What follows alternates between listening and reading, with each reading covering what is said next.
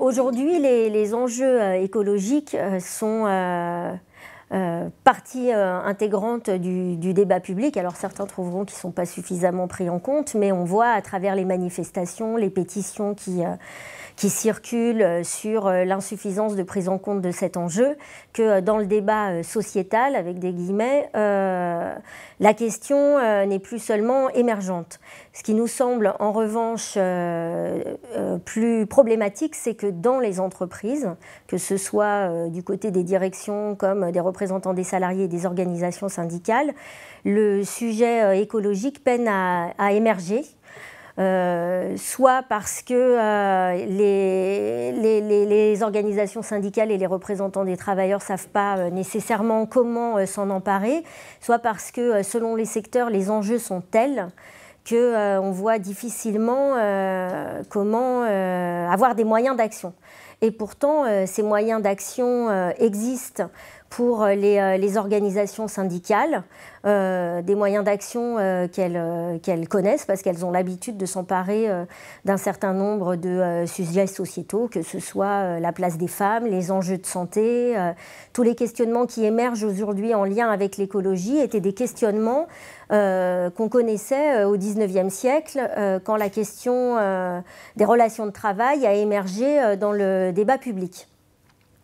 Les organisations syndicales ont plusieurs leviers d'action, que ce soit par le développement des prérogatives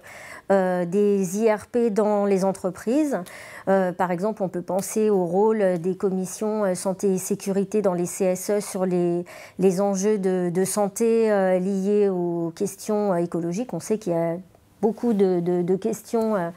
écologiques qui ont des répercussions sur la santé des représentants des salariés.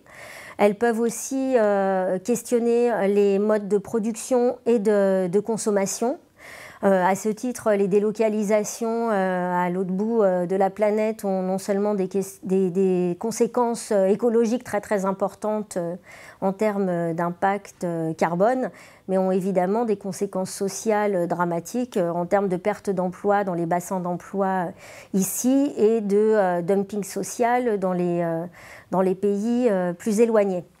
Donc plusieurs leviers existent à travers des missions qui sont traditionnellement dévolues aux organisations syndicales et aux IRP, que ce soit des droits d'alerte, de la négociation d'accords pour prendre en compte ces enjeux. Des missions qui sont un peu moins, avec lesquelles on fait moins le lien, qui sont par exemple les missions sur les orientations stratégiques.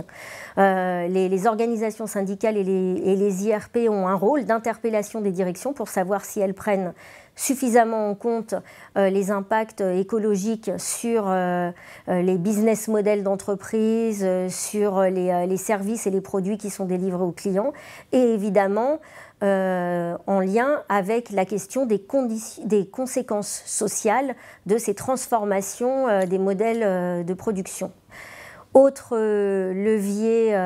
d'action, ce sont tout ce qui concerne des stratégies d'alliance avec des organisations non gouvernementales qui peuvent se faire également dans l'entreprise et sur lesquelles les consultants de CECAFI peuvent porter un regard tout à fait pertinent, puisque